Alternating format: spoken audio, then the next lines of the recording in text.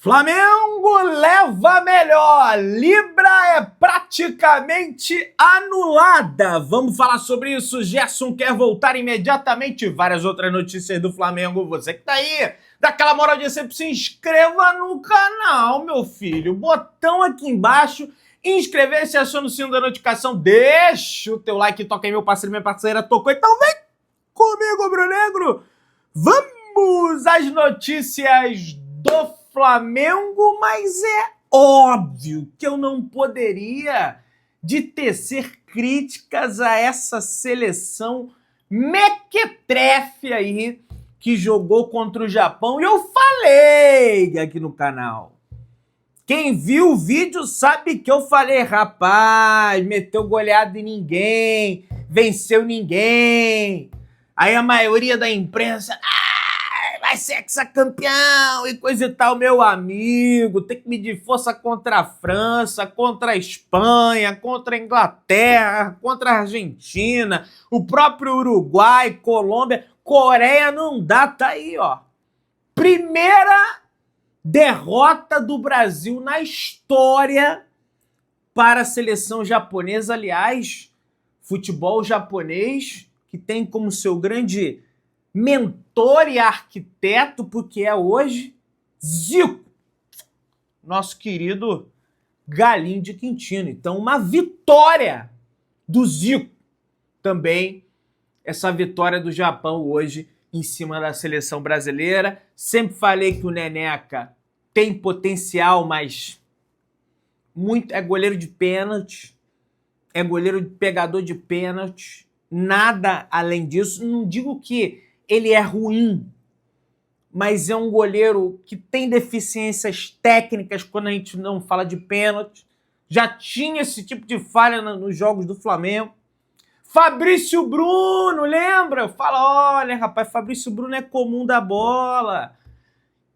Pro cenário do futebol brasileiro até útil, mas a nível de seleção, a nível de Flamengo não dava para ele. Por isso que teve que sair do Flamengo para jogar no Cruzeiro, porque o Felipe logo viu, ó, não dá. O Tite foi embora. Negócio do Tite, não, porque o Fabrício Bruno e o Léo Ortiz tendo que ser improvisado de volante, acabou. Ainda bem que o Léo Ortiz não foi, mas o Léo Ortiz é muito mais zagueiro que o Fabrício Bruno. Aí ele fala no final do jogo, um lance de infelicidade minha. Gostaria de pedir desculpas. Beleza. Ressaltar também que não me define como jogador. Toda a minha carreira até aqui sempre passei por dificuldade, pé de apoio ficou longe, acabei ficando sem... Parecia até o erro do Pitico. Só que o do Pitico foi lá perto do meio de campo, dele foi ali na cara do gol. Pitico é o belga, diria Fernando Gil. Erro meu. Assumo a responsabilidade e peço desculpas ao torcedor brasileiro. Filtrar o momento, sentir a dor, mas manter a cabeça erguida para seguir em frente. Sou grato a todos que me ajudaram, o pessoal do vestiário me deu força nesse momento difícil. O jogador nunca está disposto a falar, hoje foi meu dia, pedir desculpa e seguir adiante. Beleza. Mas faltou falhar também, falar do gol contra que ele fez. Mas a bola já estava indo na direção do gol, como diria Caio Ribeiro. Ora, mas o zagueiro tá ali para quê? Para zagueirar, ué. Se a bola tá indo na direção do gol, ele precisa ter a técnica para afastar a bola do gol. Já ia ser gol mesmo, a culpa não é do cara. Então, então pra que tem zagueiro ali? Pra que tem um goleiro, então? Se a bola já vai entrar? Não entendi esse argumento apresentado aí pelo Caio Ribeiro, com todo respeito à sua pessoa, tá? Mas só mostra quão limitados são esses jogadores e que o Flamengo acertou em negociar ambos. Um porque não teria espaço, queria sair. E o Neneca também já não tinha clima para ficar no Flamengo, e torço para o sucesso deles aí, lógico, abaixo do sucesso do Flamengo. Desejo mal para ninguém, não. Pessoal, martelo já! Não posso bater o controle do ar-condicionado, senão, meu amigo, vai ficar complicada a minha situação. O Flamengo já definiu, já bateu o martelo, tá, pessoal? Agora é a informação oficial. Saúl de la Cruz e Alan não estarão relacionados na lista de Felipe Luiz, na convocação do técnico do Flamengo para a partida de amanhã, diante da equipe do Botafogo. Saltratadores no tornozelo esquerdo, o clube adota cautela. De La Cruz e Alan sentem desconforto com o piso sintético. Internamente, a avaliação é que era muito difícil que eles estivessem presentes diante do clássico, muito em função do gramado do Botafogo. Entretanto, meus amigos, todavia, isso não significa uma desculpa esfarrapada para o Flamengo empatar o jogo, para o Flamengo perder o jogo, porque é clássico, porque está desfalcado, porque o Botafogo também tem os seus desfalques, viu? Botafogo também tem os seus desfalques. A tendência é que o Alex Telles não vá para o jogo. O Vitinho tá lá no Japão, deve estar cruzando, né, o mundo para chegar no Brasil. Não vai chegar a tempo. Não vai chegar a tempo, nem que ele entre numa nave espacial do Elon Musk. Ô, cachorro vascaíno, nessa hora você quer que o jogador lá do Vasco fez gol, tá feliz, né? Tal do Paulo Henrique. Parabéns a ele ao gol. Mas também acho que não é jogador de seleção brasileira, não. Então não vai dar tempo. Então o Botafogo não tem o Montoro, que é o meio-campista deles, né? Não tem um monte de jogador do Botafogo também. Então não é desculpa para o Flamengo não ter um bom rendimento nessa partida de amanhã. Tá? E o Flamengo já ganhou no piso sintético em 2023 de forma categórica. Ali iniciou a derrocada do Botafogo, a reviravolta negativa do Botafogo naquele campeonato brasileiro foi a partir daquela vitória do Flamengo. E o Flamengo, nesse mesmo ano, por mais que sejam gramados sintéticos mais diferentes, já ganhou do Palmeiras no sintético também, já ganhou do Atlético por 1-0 na Copa do Brasil no sintético também. Outrora vencia o Atlético Paranaense também no seu gramado sintético lá da Liga Arena, Arena da Baixada, agora na Série B. Então, não tem desculpa em relação a isso. Inclusive, o Jorginho, ele deu uma declaração sobre essa situação do gramado sintético e ele falou o seguinte: joguei no sintético contra o Atlético Mineiro. O Flamengo ganhou esse jogo por 1-0. É complicado, mas se é para jogar num estádio que não tem um gramado, acaba sendo melhor jogar no sintético. Obviamente não é o ideal, porque acaba tendo mais lesões. Esse é o jogador falando. Acredito que seja bem pior do que um campo normal, porém há campos e campos. Então, e ele fala depois, acredito que tinha que ser padronizado, tem muita diferença, tem isso também. O que ele está querendo dizer?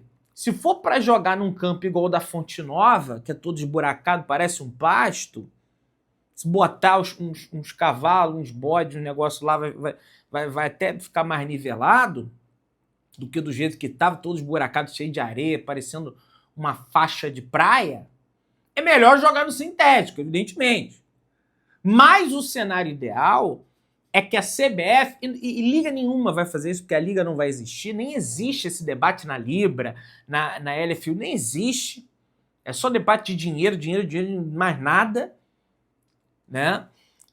No mundo ideal, e que tem que se tornar o mundo material, porque é possível ser atingido, é o gramado natural em boas condições. Só quem joga na Fonte Nova é o Bahia, gente. O Maracanã ainda tem história porque joga o Flamengo e o Fluminense. Dá para mitigar isso botando alguns jogos fora do Maracanã e coisa e tal. Mas na Fonte Nova só joga o Bahia. E outra, temos exemplos no próprio Campeonato Brasileiro de bons gramados naturais. O do Beira-Rio, o do Morumbi, da própria Ilha do Retiro elogiado, do Corinthians. Né? Temos vários exemplos de bons gramados no futebol brasileiro, naturais. Quem apita a partida do Flamengo amanhã é o árbitro da Federação Carioca do Rio de Janeiro, da FERJ, Alex Stefano. Pelo Campeonato Brasileiro, o profissional está na lista dos árbitros que mais aplicam cartões amarelos no Campeonato Brasileiro 2025. Pulgar, Jorginho, Arrascaeta, Alan, Carrascal estão pendurados e o próximo jogo do Flamengo é contra o Palmeiras. É por isso que, às vezes, determinadas pessoas, elas levantam suspeitas em relação à lisura do Campeonato Brasileiro. E não tem problema nenhum você levantar suspeitas. Pelo que eu entendo da Constituição brasileira, você está dentro dos limites da liberdade de expressão. Você pode até acusar eventualmente alguém de roubo, mas lógico que você vai precisar provar agora. Botar o árbitro que mais aplica cartões amarelos num jogo que o Flamengo tem pendurado Pulgar, Jorginho, Arrascaeta, Alan Carrascal, é uma brincadeira. Né? Terão que ter a atenção redobrada, certamente. É um jogo que precede a partida contra o Palmeiras. Certamente algum desses vai tomar cartão. Eu não tenho assim, a menor dúvida disso. O árbitro do futebol brasileiro, ele usa o cartão como uma arma. No México mesmo, porque senão, ó, pá! Aí ele pega o cartão amarelo e ele pá! Faz assim, ó, pá! Né? Toma cartão! E mostra o cartão amarelo. Você vai ver o futebol inglês, o cara pega o cartão, tomou o cartão. Cara, guarda o cartão. Mas não tem essa aura de autoridade. Ele é o que manda ali, meu irmão. Aí anda assim, tudo pomposo, pá! E dá o cartão. Um negócio assim, um teatro ridículo, protagonizado pelos árbitros, e o senhor Alex Stefano um dos piores, né? Nós temos aí nesse requisito. Cara, o árbitro, na minha visão, eu não acho que ele tem que ser autoridade, ele tem que ser um mediador da partida. Ele tem que proteger o jogo da violência, lógico. Ele é um mediador. Sem árbitro não tem jogo. Ah, não, porque a bola foi... Alguém tem que, né, mediar a parada. Agora, se colocar como eu sou o brabão. Aí, cara, descamba. Eu discordo frontalmente dessa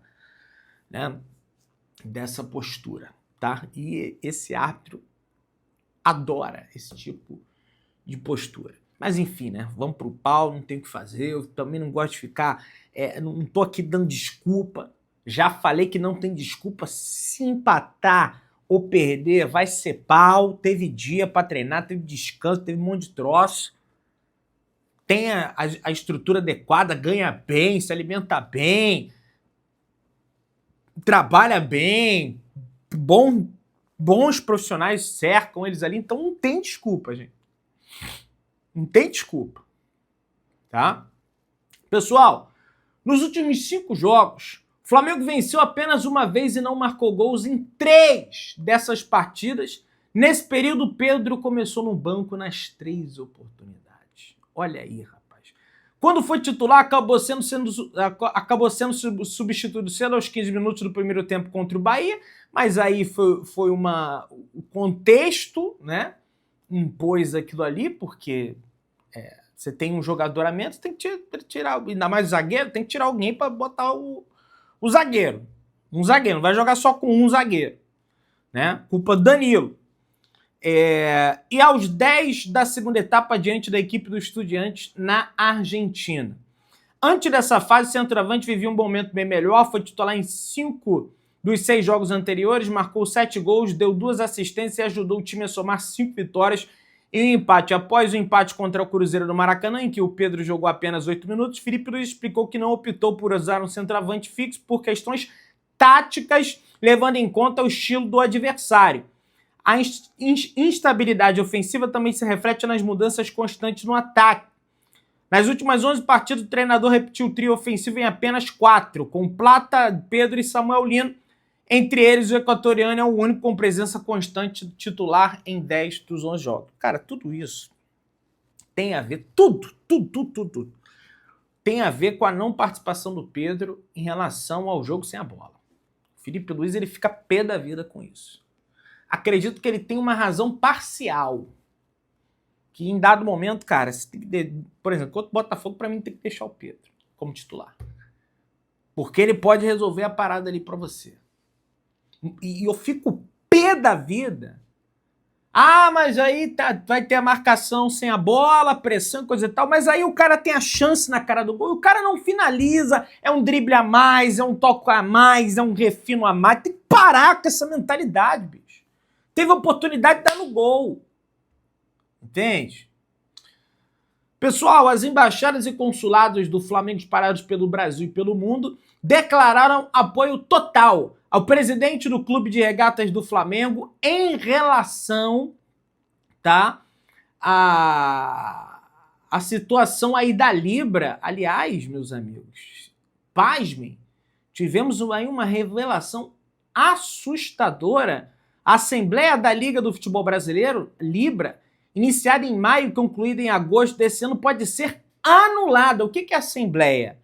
É a tal reunião que eles dizem que o Flamengo concordou com essa divisão dos 30% por audiência. No entanto, no entender do especialista em direito associativo e parceirista e árbitro Pablo Renteria, em entrevista ao portal Consultor Jurídico, Renteria afirmou que a ausência de gravação da reunião como solicitada pelo Flamengo pode fazer com que a Assembleia seja anulada. Olha isso, abre aspas. Se foi utilizada videoconferência, a Assembleia deveria ter sido gravada. Se não houve gravação, a Assembleia foi realizada de forma irregular e pode ser invalidada, pessoal. Olha que loucura. O Flamengo solicitou no dia 25 de setembro as gravações e uma resposta a uma notificação extrajudicial feita à Libra para que a Liga apresente a gravação integral da Assembleia Geral Extraordinária desse ano. O rubro-negro deseja a nulidade da Assembleia. Segundo o Flamengo, a gravação é a única forma de dirimir a controvérsia sobre a exatidão da ata. Não à toa, o próprio parágrafo único do artigo 17 do Estatuto prevê a gravação das assembleias realizada por videoconferência como na AGS citada. Ou seja, se não, resumindo, pessoal, não gravou a reunião, então tá anulada a reunião. E a tal da gravação não aparece até hoje. Se vocês estão dizendo que o Flamengo concordou, então mostra a gravação. Cadê a gravação? E a Assembleia não era para debater a mudança do critério de audiência, porque ele sequer estava estabelecido. O critério sequer havia estabelecido. Como é que você vai... será uma Assembleia para a mudança do critério, se ele nem existe ainda? Era uma Assembleia para consumar o critério, na realidade. Vamos avançando aí. Tem mais coisa aqui para a gente conversar. O negócio é o seguinte, meus amigos. Informação que chega agora há pouco é que Gerson não se adaptou ao ambiente do futebol russo e ao próprio Zenit. Pois é, já era de esperar que isso aconteceria. O clube também se mostra um pouco insatisfeito com o dia a dia do jogador. Tá vendo que não tá com muito tesão ali nas atividades do clube. O volante está insatisfeito, a relação entre as partes não é boa. Mas para abrir mão do jogador, o clube russo deseja pelo menos recuperar os 25 milhões de euros, o que, se você converter para reais, dá 160 milhões de reais que pagou ao Flamengo, informa a ESPN, pessoal. E aí, a gente avisou sobre isso, né? Agora está arrependido, querendo voltar.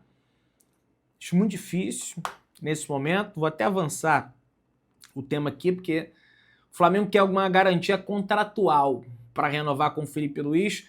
O desejo do clube de renovar não mudará mesmo caso haja títulos em 2020, caso não haja títulos em 2025, mas a diretoria quer uma proteção contra uma possível saída do treinador no meio do contrato, como aconteceu com o Mister, por exemplo. Sei lá, seria uma multa alta, né? E aí pro Flamengo também, né? Se quisesse se demitir. Se inscreva no canal, aciona o sino, deixa o like, tamo junto, saudações rubro-negras.